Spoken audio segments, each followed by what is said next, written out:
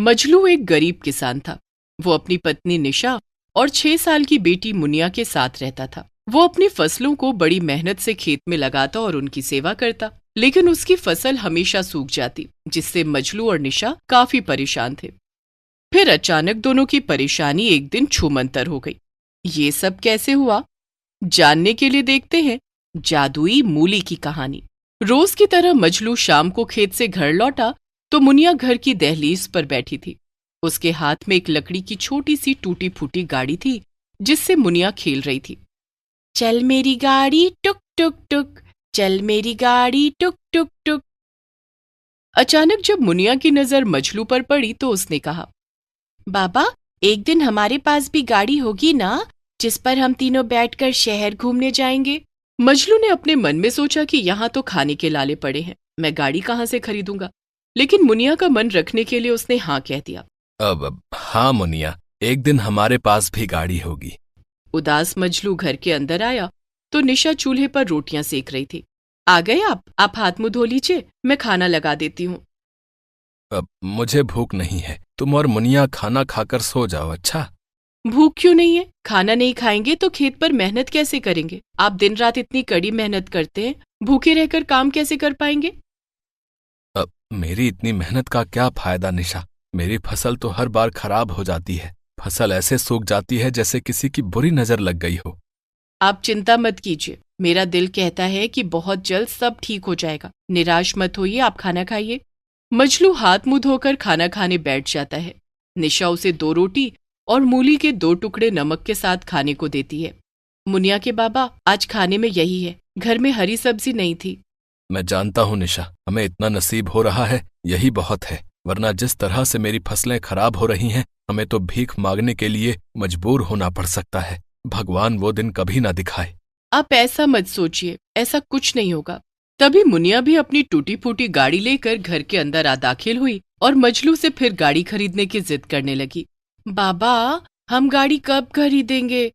मजलू दुखी मन से निशा को देखने लगता है।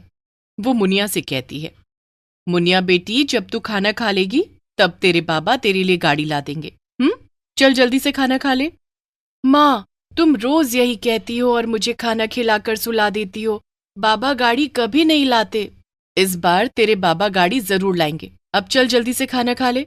निशा मुनिया को एक रोटी और एक मूली का टुकड़ा नमक के साथ खाने के लिए देती है।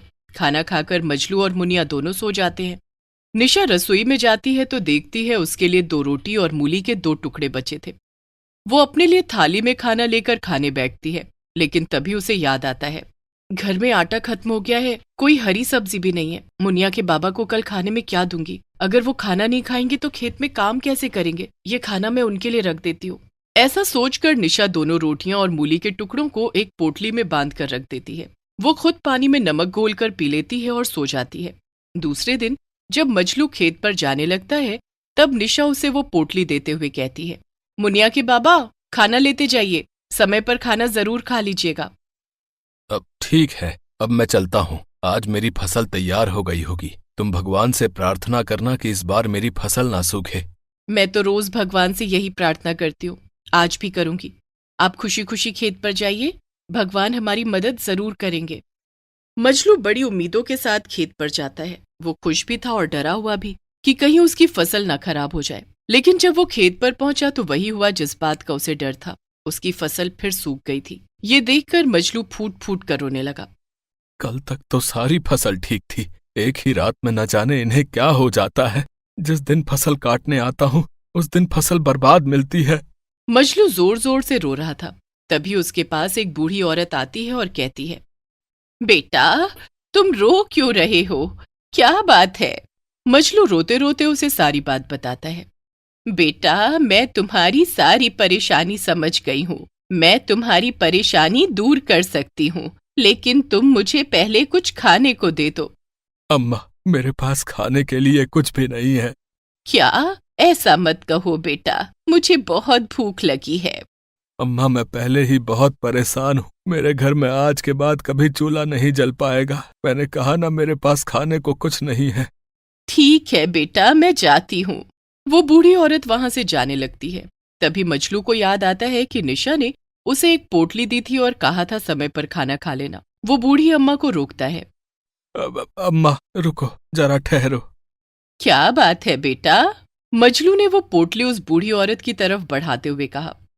माफ करना अम्मा, मैं अपने दुख में भूल गया था कि घर से चलते वक्त मेरी पत्नी ने मुझे खाना दिया था। इस पोटली में जो कुछ भी है वो आप खा लो, मेरे पास बस यही है। तुम्हारा बहुत बहुत धन्यवाद बेटा। वो वहीं बैठकर खाना खाने लगती है। मजलू उसे खाते हुए देख रहा था। बूढ़ी औरत ने बड़े प्यार से मूली के टुकड़ों के साथ रोटी खाई। खाना खाने के बाद उसने मजलू से कहा, अब मैं चलती हूँ बेटा। इतना कहकर वो वहां से चली जाती है।